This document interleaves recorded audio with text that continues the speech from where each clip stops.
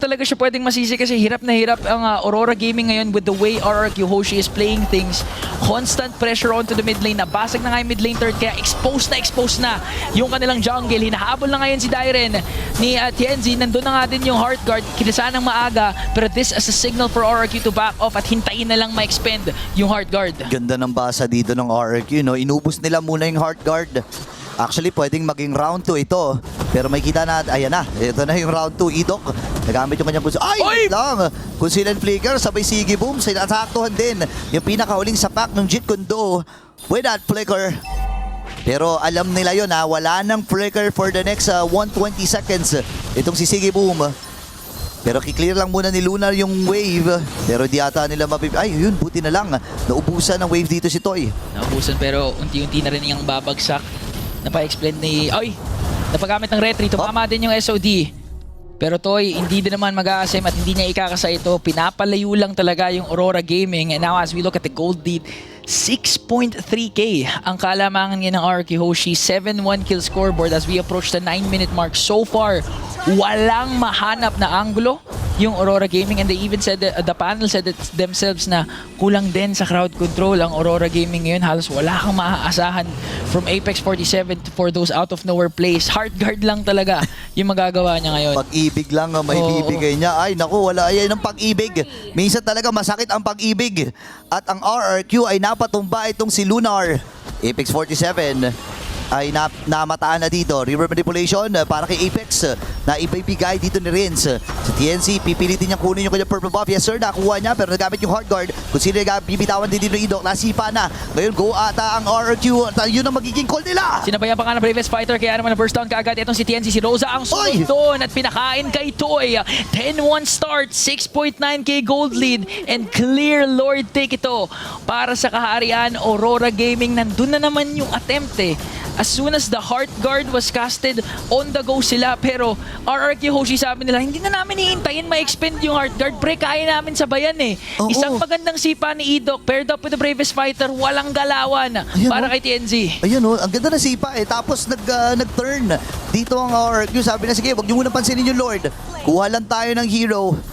Men, iba ang nagiging galawan dito at pinaglalaruan lang sila dito nito eh. Oo, tsaka nakita natin yung attempt ni Rosa to go for the backline eh. Kaso hindi sapat yung naging damage niya kaya mabilisan lang ding nasibat ni Toy ang Thorn Queen.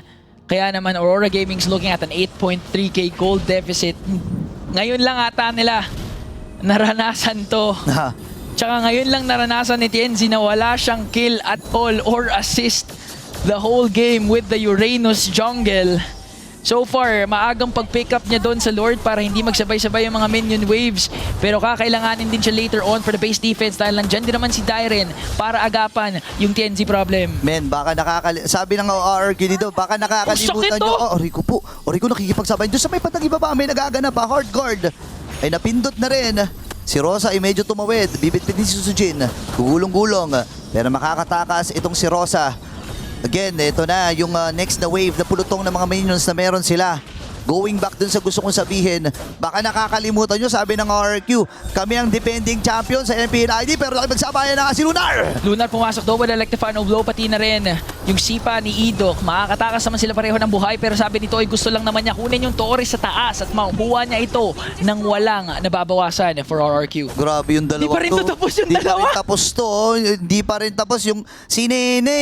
Tapos na maghugas ng plato eh. Si Totoy. Naglalaro pa eh. Naglalaro pa. Itong si TNC at si Dairen kanina pa to naglalaro diyan si TNC ginagawa na lang ang mga Uranus things pero ayun na papatayin na siya dito ng RRQ. 10k gold lead ladies and gentlemen para sa mga hari at ang Aurora Gaming ngayon hindi sila makahanap ng sagot.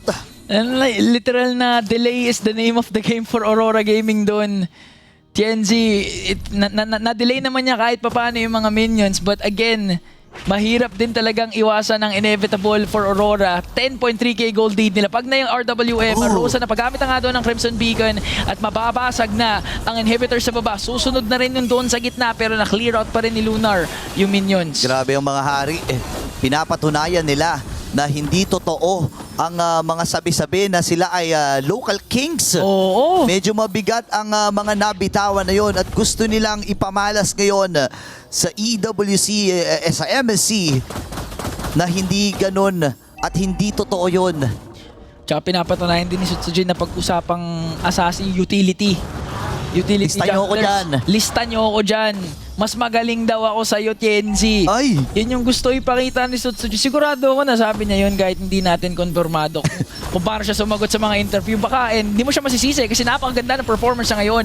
With the back siya, na-force out kaagad yung Petrify na Electro Final Blow para lang makatakas. And just like that, Tienzi. may expend na yung Heart Guard nang wala man silang nagagawa. Lunar pa lang, napakasakit na. Idok na jet kundo doon sa likod. At ang Look. kanyang tinamaan ay si Tienzi. Sunod ang Turkish Trigger Man. Sutsujin, unstoppable. May minions sila ngayon. Tatlo ang dumidepensa. Tapos? Makiklear out pa ba ng Aurora? Mukhang hindi na nga ata. Dahil RRQ, Hoshi, nawawasan ng minions ngayon. So makakahinga saglit ang Aurora. Pero 15 seconds bago pa lumabas si Tienzi. Ako, medyo matagal pa ang timer! At mamamaalam din si Rosa. Ngayon ay magiging bawi si Idok. Ang dami ng mga minions at ang RRQ ang